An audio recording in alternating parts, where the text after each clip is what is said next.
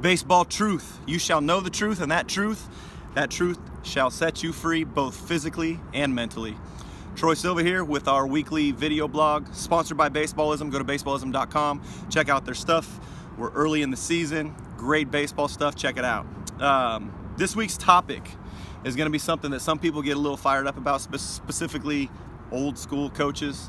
And I think it's a topic that needs to be addressed and needs to be truth told, if you want to put it. And it's something that I think if you understand what I'm trying to say, I think you guys will realize how important this topic is in this generation that we live in with over-analytical data, and everyone's a professional hitting coach and so have you. So this week's topic is about this right here. It's called the T work. T work. I'm going to give you the goods and the bads behind T work, what T work is good for, what it helps with, and what I've seen over the years of how it actually hinders good athletes. So the first thing we're going to talk about is T work's importance. The importance of T work and your hitting is all about the repetitions that you're getting in a controlled environment. It's all about the repetitions you can get without having the ball move, without having pressure, anxiety filled into your daily BP routine. It is about routine. It's about being able to fix whatever it is you need to fix, not only just physically with your swing, but also mentally with approach stuff sometimes. And it just allows you to get repetitions by yourself if you need to be put in that environment where you can actually get done a lot of work with just feeling whatever it is you need to get done. So if you work off the tee a lot, it's not a bad thing. This video isn't here to tell people don't go off the tee, don't hit off the tee.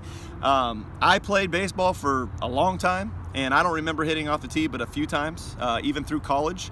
And at that point in my career, it was something that you kind of just did just to get loose and to get warmed up. These days, we use it a lot in our everyday routine. We use it for kids to get loose, to kids to kind of warm up their bodies, and for them to kind of figure out whatever swing flaws or whatever things they have to figure out mechanically on their own for. So the goods are, you can move it around. You can work on different locations. You can work on specific, spots that you're struggling with. You can work on whatever it is you need to work on in a controlled environment. That's the goods, okay? There's not a lot of goods. So the goods are mainly that.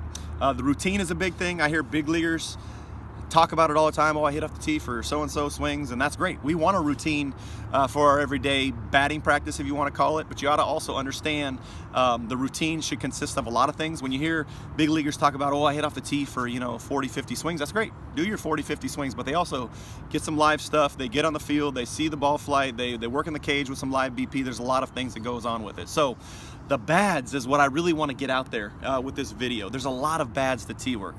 The first thing that everybody needs to realize, and this is common sense, is the ball moves in a game. So how many times do you actually work on live repetitions? Live repetitions should be your thing to really work on. If you're spending too much time off the tee, what I've seen over the years, I've seen a lot of kids that actually put too much work into their tee work. They become robotic.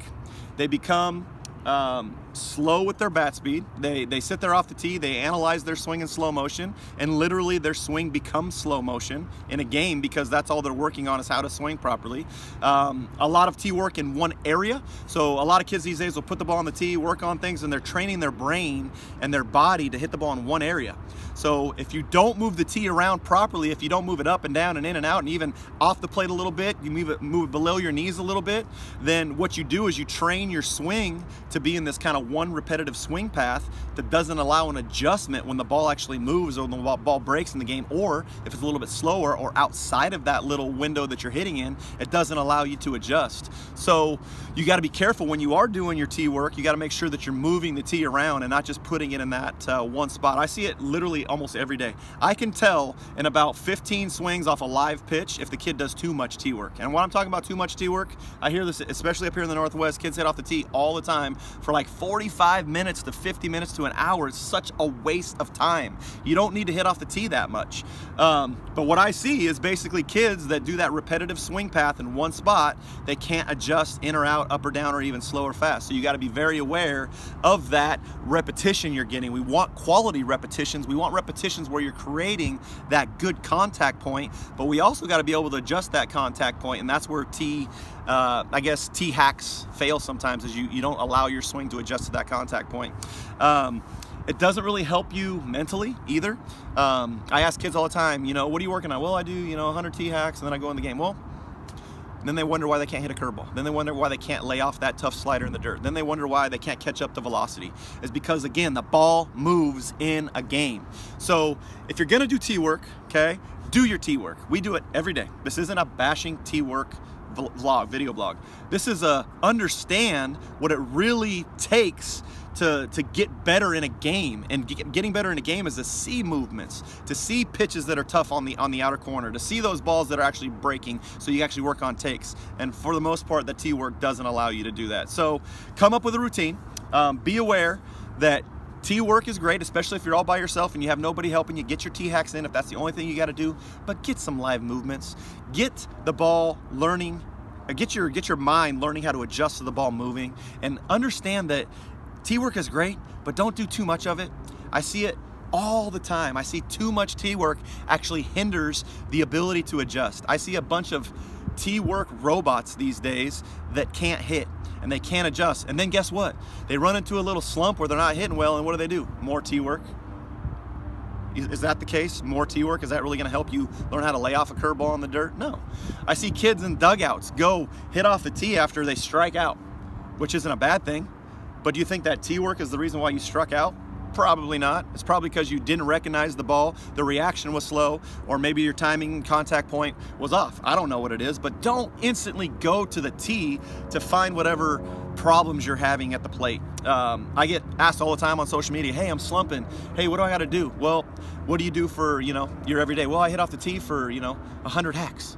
Well, that's probably why you're slumping, because you're not training your brain and your eyes to get those mental repetitions over and over and over of what a breaking ball looks like, what a fastball away looks like, how to adjust to a sinking two-seam fastball in, how to lay off that tough changeup in the dirt, how to have a good plan, how to have a good approach, how to hit with a situation, how to handle pressure and anxiety. That never works when you're hitting off the tee only.